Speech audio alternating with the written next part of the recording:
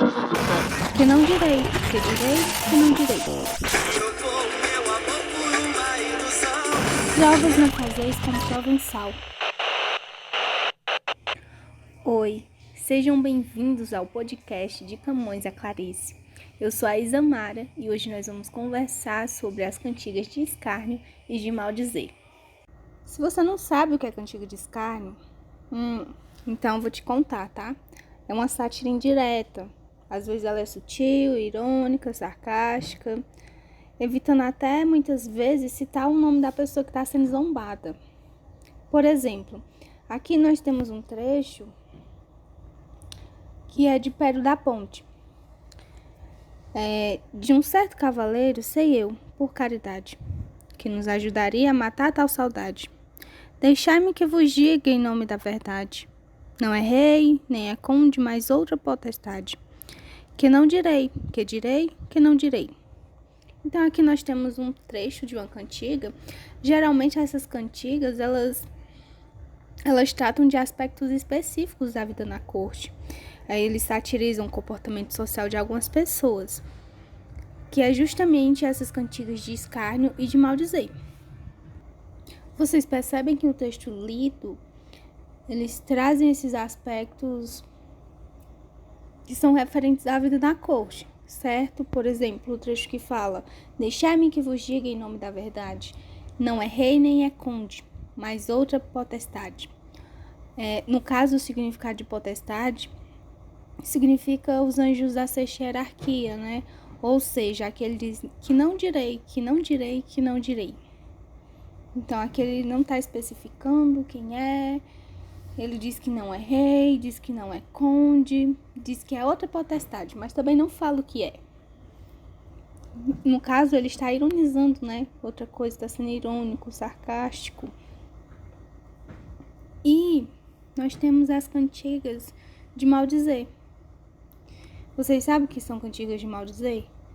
Maldizer, o nome já é bem claro, né? É como se fosse uma queixa. É uma sátira direta, desbocada, vulgar, grosseira, chula. Às vezes ela é obscena. Muitas vezes chega até a ser pornográfica, acredita? Chegando a citar o nome da pessoa-alvo na sátira. No texto que eu vou ler agora, é um trechinho, né, do Dom Afonso V e o Sábio. O autor ele faz uma depreciação à imagem de um trovador. Ele considera ele fraco. Vejamos aqui no trecho que eu vou ler, tá certo? Trovas não fazeis como Provençal, mas como Bernardo, o de Bonaval. O vosso trovar não é natural. Ai de vós, como ele e o demo aprendestes. Em trovardes, mal vejo eu o sinal das loucas ideias em que empreendestes. Então, aqui nós podemos perceber que já diz o nome, né, da pessoa. Enquanto nas cantigas de escárnio é oculto esse nome, nas cantigas de maldizer não, faz questão de falar, né? Então, para facilitar o entendimento, é como se nas cantigas de escárnio a sátira ela fosse indireta, né? Ela não está diretamente dizendo quem é a pessoa. Ela procura não revelar o nome da pessoa satirizada. Tá lá a sátira e vai a depender do interpretado leitor. E nós temos uma crítica que ela é irônica, certo? Tá criticando a corte muitas vezes. E nós temos a cantiga de maldizer, que nós já podemos perceber pelo trecho que foi lido que é uma sátira direta, né? Revela o nome da pessoa que é satirizada. Por exemplo, no trecho que foi lido anteriormente, as primeiras linhas falam: trovas não fazeis como Provençal, mas como Bernardo, o de Bonaval. Então aqui já está falando o nome do satirizado, né? É uma crítica mais grosseira. A gente percebe que as palavras elas são mais grotescas. Além disso, as cantigas de escárnio e de maldizer são muito famosas no trovadorismo de Portugal. E João Garcia de Guilhard, ele é um grande autor que fez a canção Ai, Dona Feia, Fostes vos queixar, que é uma das canções mais famosas das cantigas de escárnio e de maldizer, que é a seguinte: Ai, Dona Feia, fostes vos queixar, que vos nunca louvem meu trombar, mas ora quero fazer um cantar, em que vos loarei todavia, e vedes como vos quero loar. Dona Feia, velha e sandia. Ai, Dona Feia, se Deus me perdoe, pois havedes a tão grande coração, que vos eu loe em esta razão. Vos quero já loar todavia, e vedes qual será a loação. Dona Feia, velha e sandia. Dona Feia, nunca vos eu loei, e meu trombar, pero muito trombei.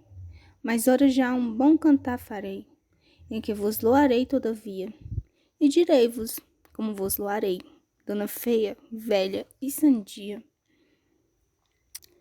Então aqui nós acabamos de escutar essa canção, né? E percebemos que o autor faz uma crítica, né, à dona, que segundo ele se foi. Queixar que vos nunca louvem o meu cantar. Ou seja, o trovador ele decide então loar esta dona, como feia, velha e sandia. O verso a gente percebe que ele se repete sempre no final das estrofes, como uma espécie de refrão. Ou seja, ele adquire um ritmo rápido, como as chamadas aliterações. Ou seja, a gente percebe uma certa mordacidade que reforça a crítica feita pelo sujeito.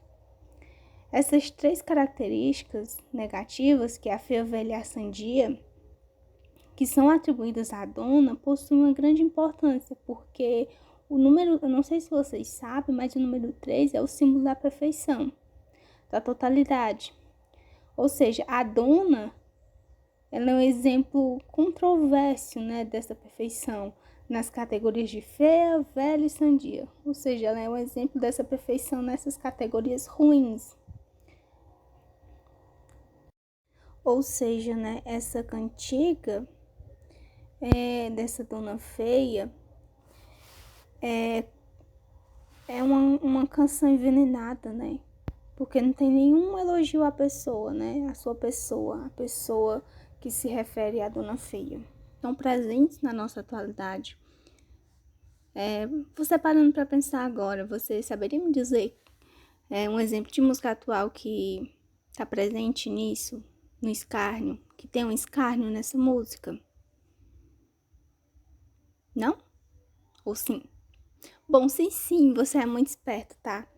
Mas tem uma música aqui que ela é bem atual, que é da Maiara e Maraísa, quem ensinou fui eu. Vou ler um trechinho, tá? Pra vocês entenderem como é que funciona. Tá tirando onda, né? Tá tirando onda aí, como meu ex-namoradinho. Passando na boca que era minha, coitada. Já caiu na conversinha, já caiu no lero-lero, né? Então aqui nesse pequeno trecho nós podemos perceber que não fala, né, quem é ela, para quem é que está dando essa indireta, né? Não relaciona o nome corretamente. Então, dá para interpretar de diversas formas para quem for. Ok? E nós temos as cantigas de maldizer. São mais agressivas, abertamente eróticas. Então, nessa cantiga, nós percebemos o eu lírico revelado. Por exemplo, nessa cantiga de maldizer de Alfonso Henães de Coton. Marinha, o teu folgar, tenho eu por desacertado, e ando maravilhado de ti não ver rebentar, pois tapo como esta minha boca a tua, marinha, e com este nariz meu tapo eu, marinha, o teu. Com as mãos tapo as olheiras, com os olhos e as sobrancelhas, tapo-te o primeiro sono, com a minha pisa o teu cono, e como não faz nenhum, com os colhões de tapo o cu, e não rebentas, marinha. Então aqui a gente já percebe que é umas palavras bem eróticas e agressivas, né? Quando ele fala cu, aqui, por exemplo. E nós percebemos que o eu lírico ele é revelado, né? A Marinha. É diretamente relacionado a uma pessoa. Nós percebemos que é bem desbocada essa canção. E é importante lembrar que todas essas canções elas eram cantadas além de dançadas.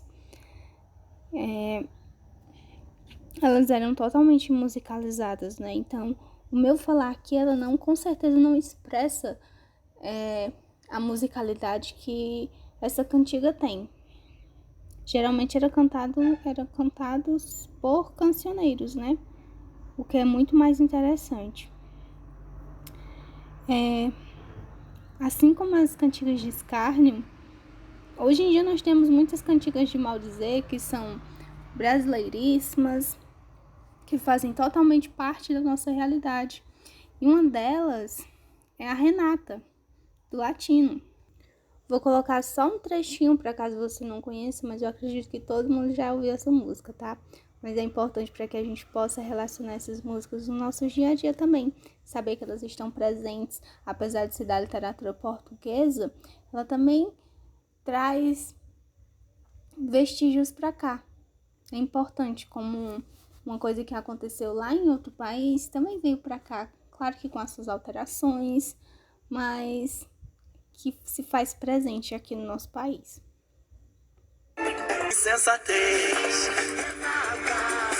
ingrata, trocou meu amor por uma ilusão. Renata, ingrata, quem planta sacanagem colhe solidão. Então, aqui vocês conseguiram visualizar um pouquinho do trecho, fala especificamente da Renata, tá dizendo que ela é ingrata, então ele tá assim desbocado, tá falando mesmo. Então aqui nós temos essa referência das cantigas de maldizer. Outra coisa bem interessante de se dizer é que essas cantigas, elas eram escritas muitas vezes pelos mesmos autores das cantigas de amor e de amigo.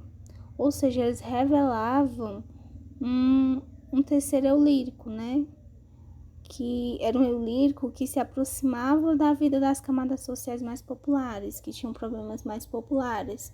Era ai que dona feia, né? A cantiga de escárnio, falando ai que dona feia.